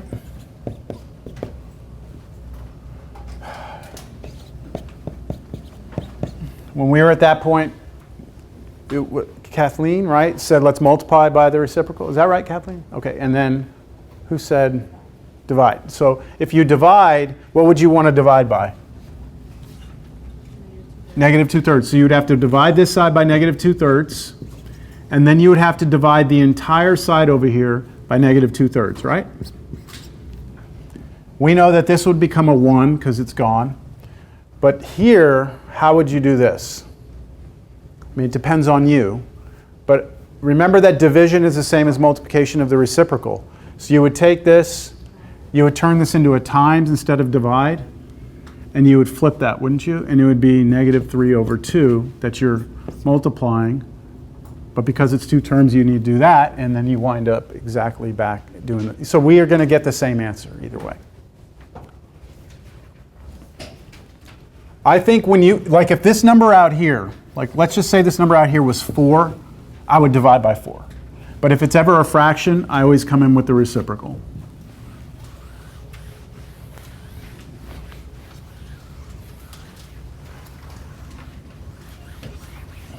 So on your homework for this, and we're not done, I still have just a few more minutes. For your homework on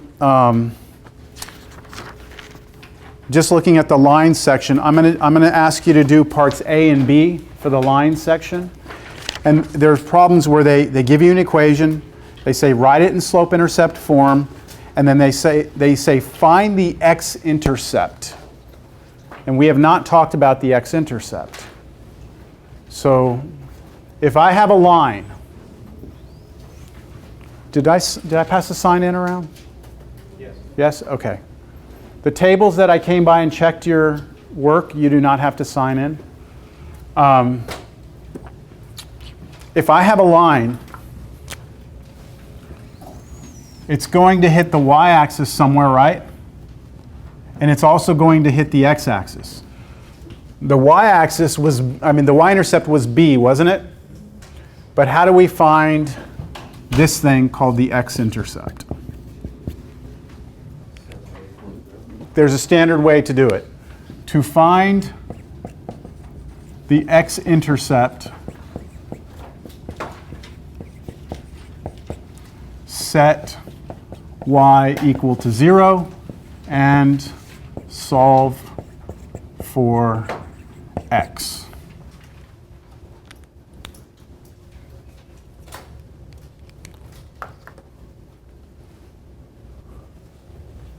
So for example, the problem that I just gave you, right? The problem I just gave you. What was the original problem? Was it 1/2 x? 1/2 x minus 2/3 y. 2/3 y equals 10, like that. That was the problem, right? So on your homework, I'll say, put this in slope-intercept form, which is what we did previously. But then I also want you to find the x-intercept. And to do that, you start back at this. All you do is set y equal to 0. So replace that y with 0. What would happen if I replace that y with 0? 2/3 times 0 equals 10. It would kill all that off, wouldn't it? I'd be left with 1/2 x equals 10. And now you're solving for x. It's a linear equation, one variable. What do you think here? Do what? Multiply both sides by 2, and that will kill off the 1/2, won't it? So 2 times 1/2 equals 2 times 10. So x is 20. That's your x-intercept. Now we want to write it as a point, though.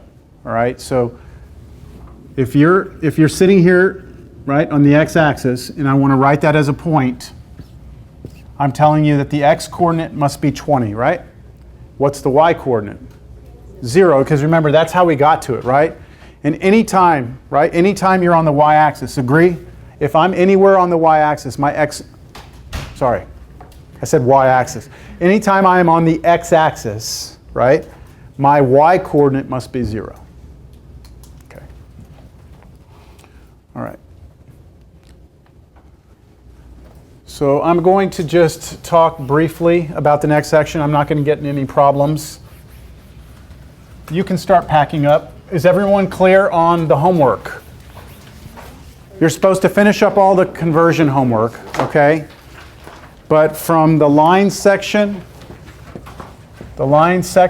for homework, just do parts A and B. We have not done part C. Are we doing? Check with your instructor about what stuff is what. Check with your instructor for what? Because there's a pool For what? for the conversions. Where does it say check with your instructor? Part B. Oh, okay, thank you for checking with me. Just do them all. No, look, it's practice, okay? I'm not going to tell you how many to do. You got to, if you feel comfortable with it, you don't have to do them all. I'm not going to check. Yeah, you skipped number, 13. But if you're uncomfortable, there's plenty to practice with. Yes, Amber. Yeah, please, with these name tags, please tuck them away. Don't lose them. And what I ask is that you just bring them back next time, and we'll put them back out. Okay, so I'm going to end early, but I want to ask you a question that ties into the next section that we are going to talk about. Like I said, you can start packing up, but just don't walk out yet. Parallel lines. Okay, I have no idea what a parallel line is. Please, would somebody explain to me so I have some idea of what the hell you're talking about? I need to stop cussing. Ah. Lines with the same slope. Lines with the same slope. Okay, same slope is one thing I'm hearing.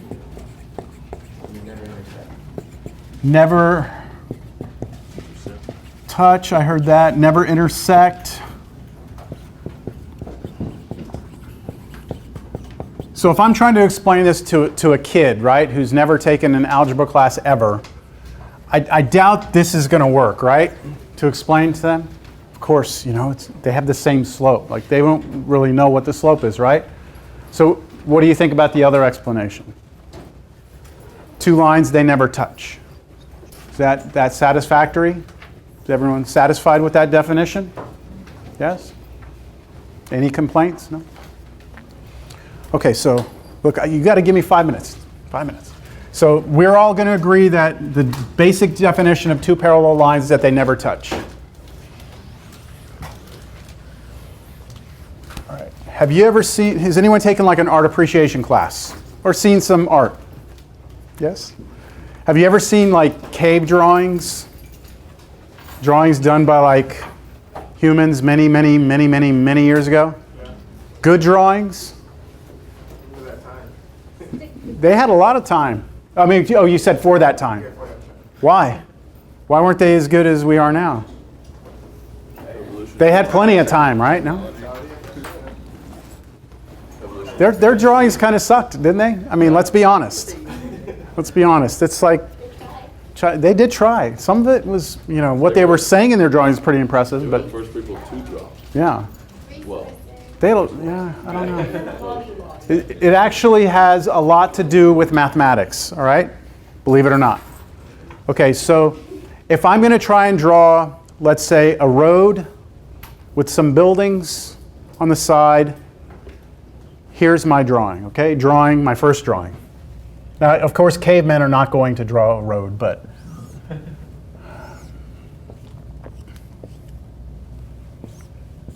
that's a building on the side. There's a couple other buildings over here.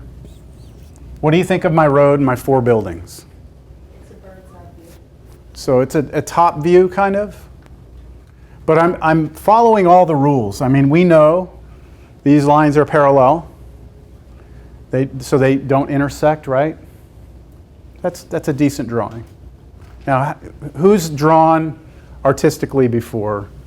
Okay, you have this very important thing called if you're trying to draw a good drawing like this, it's perspective drawing. There's this point they call the, vanishing point? Vanishing point. Okay, so look, I'm going to draw the same picture. I'm going to draw the same picture using some other techniques. Okay.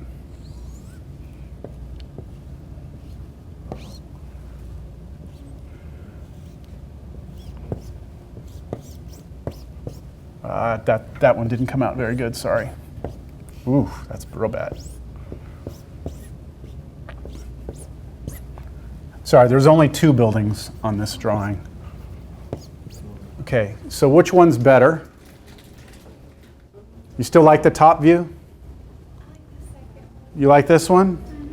So if you were, this is like more caveman-ish.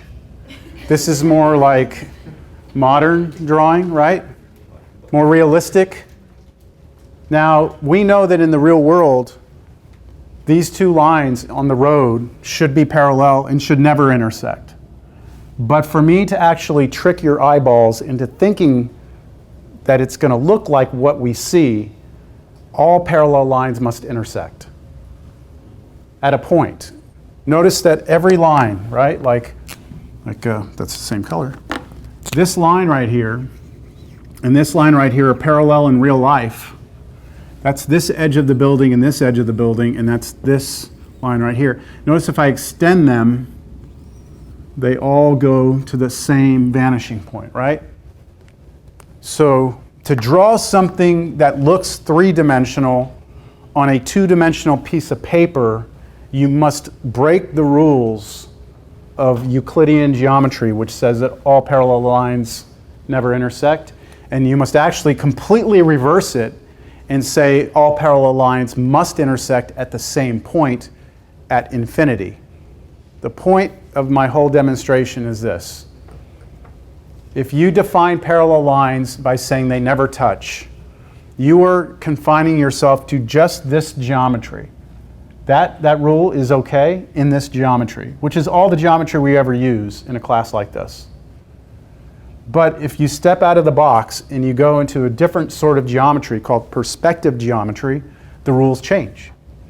And there are all sorts of different types of geometry that we use in the real world. There's perspective geometry.